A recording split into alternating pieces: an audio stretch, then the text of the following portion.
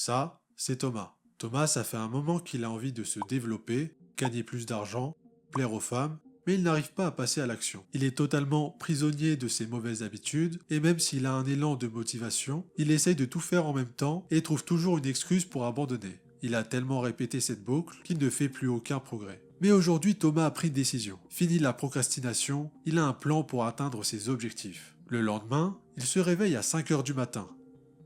J'ai dit, il se réveille à 5 heures du matin. Ok, bon, il s'est réveillé à 9 heures, dégoûté d'avoir raté sa séance de sport, mais il ne perd pas espoir et commence à attaquer sa journée en bossant sur ses projets. 20 minutes plus tard, il reçoit une notif. Pris par la curiosité, il regarde son téléphone. Bizarrement, au lieu de retourner sur ce qu'il faisait, il se dit qu'il a bien bossé et qu'une pause de 10 minutes lui fera le plus grand bien. Tu vois très bien ce qui va arriver. Thomas va passer toute sa journée à procrastiner et la boucle va continuer à se répéter. Ce que je ne t'ai pas dit, c'est que Thomas, c'est moi, il y a quelques années. Le problème, c'est qu'à l'époque, je procrastinais tout le temps. J'étais dans cette boucle, à chaque fois que j'essayais de me renouveler, de trouver une meilleure façon d'atteindre un objectif, je finissais toujours par me saboter de la même manière. Alors, si tu t'es reconnu dans mes mots, je t'invite à continuer de regarder la vidéo, car elle pourrait bien changer ta vie. Pourquoi tu n'arrives pas à mettre en pratique ce que tu veux faire? Pourquoi à chaque fois tu échoues? Déjà, il y a une excuse qu'il faut arrêter de répéter à tout bout de champ. Cette excuse, c'est « je ne suis pas motivé ». Alors si tu attends d'être motivé pour faire les choses, sois sûr que jamais tu réussiras quoi que ce soit. Pour t'expliquer ce que je viens de dire, nous allons voir c'est quoi la motivation. Quand tu as envie de faire quelque chose, tu es motivé pour le faire. Tu as donc de la motivation. Mais le problème avec ça, c'est que le terme motivé est généralement employé pour désigner des choses positives. Alors qu'en réalité, quand tu es motivé d'aller manger un fast-food, est-ce positif? Non, ça l'est pas, contrairement à aller à la salle de sport ou à faire des choses beaucoup plus saines. Être motivé, c'est quelque chose d'éphémère, qui vient et s'en va selon nos émotions. En résumé, la motivation est éphémère, elle est dirigée par des émotions et va se manifester quand tu as envie de faire quelque chose. Alors maintenant, voyons c'est quoi son contraire. Quel est le mot pour désigner quelque chose que tu n'as pas envie de faire, mais que tu vas faire? Tu as répondu discipline? C'est faux. Le terme exact est la volonté. C'est cette chose qui va te permettre de faire quelque chose quand tu n'en as pas envie. Et une grande majorité des gens reprennent cette définition pour parler de discipline.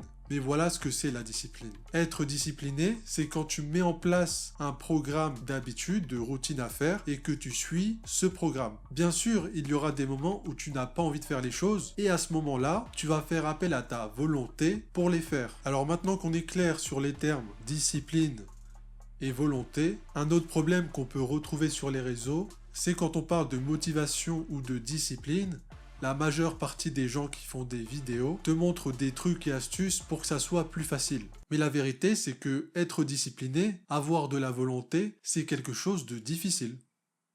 C'est difficile.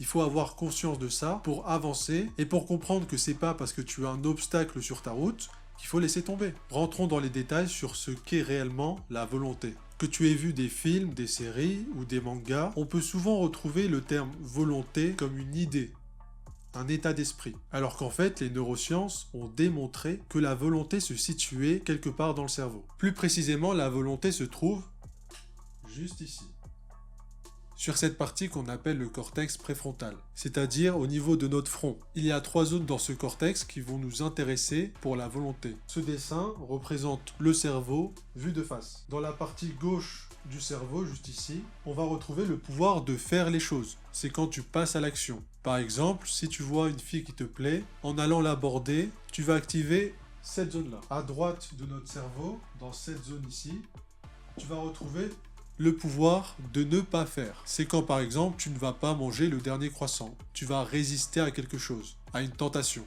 Et maintenant, juste au milieu, à cet endroit-là, qui relie les deux autres, c'est ce qu'on appelle le cœur de la volonté. C'est cet endroit qui va décider du choix de faire ou ne pas faire quelque chose. Tout ça pour dire que la volonté est bien quelque chose de réel. On peut même la considérer comme le muscle de la volonté, car des études ont prouvé que le cortex préfrontal, que ces zones-là dont je viens te parler, plus tu vas développer ta volonté et plus tu vas la faire grossir. Je vais maintenant répondre à la question que tu te poses. Comment avoir de la discipline ? on va diviser ça en 2 exercices. Le premier va te permettre de muscler ta volonté et le deuxième de créer un plan de discipline. Car la discipline va être la structure te menant à un objectif, alors que la volonté va te permettre dans les coups de mou, dans les moments d'imprévu, de continuer d'appliquer ta discipline et donc de faire ce qu'il faut pour atteindre ton objectif. Je vais te donner 3 façons de muscler ta volonté. Le premier, je l'ai intitulé « La volonté consciente ». Cet exercice va te permettre de faire le bon choix. À chaque fin de journée, prends une feuille et un stylo, revois tout ce qui s'est passé dans ta journée et cherche les moments où tu as fait le mauvais choix entre faire et ne pas faire. Imaginons que tu souhaites aller à la salle de sport, mais tu as passé une mauvaise journée, en plus il commence à pleuvoir, donc tu finis par ne pas y aller. Et c'est plein de petites choses comme ça qui se passent dans ta journée où tu dois à chaque fois faire un choix. Le faire ou ne pas le faire.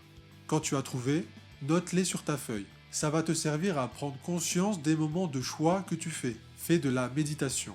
Alors oui, je vous vois venir ceux qui détestent ça, qui ont essayé ou qui ont des préjugés. C'est pour ça que je vais donner un style pour ceux qui n'aiment pas méditer et un autre pour ceux qui aiment bien. Commençons par ceux qui n'aiment pas. Tu vas utiliser la méthode de se taire et observer patiemment. C'est-à-dire qu'à chaque fois dans ta journée où tu vas avoir un moment de pause, que ce soit dans les bouchons, quand tu es dans les transports, tu vas augmenter le temps d'inspiration et le temps d'expiration pendant ces moments-là. Pour ceux qui aiment bien la méditation, pratiquez la cohérence cardiaque. C'est tout simplement le fait d'inspirer pendant 5 secondes et d'expirer pendant 5 secondes, tout ça sur une durée de 5 minutes, 3 fois par jour. Pour faciliter votre méditation, tapez cohérence cardiaque 5 minutes sur YouTube, cela va te faciliter grandement la tâche. Quel résultat espérer en faisant de la méditation ? Alors ce qu'il va se passer, c'est qu'en inspirant et en expirant plus lentement que d'habitude, tu vas augmenter ton niveau d'oxygène et de sang dans ton cerveau, ce qui va le faire fonctionner beaucoup plus rapidement et donc muscler ta volonté.